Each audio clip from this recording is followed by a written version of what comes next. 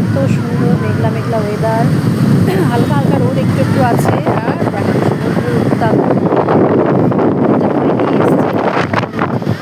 বলেছিল যে ঝড় বৃষ্টি হওয়ার সম্ভাবনা ছিল, কিন্তু যেটা এখানে কোনো প্রভাব পড়েনি, একটু তো বৃষ্টি হয়েছে,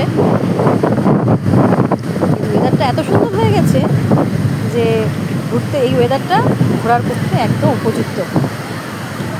আর চতুর্পাশটা লাগছে দেখো না, এর ভিতরে অনেকটা বেলা হয়ে গেছে, প্রায় 10টা বাজছে।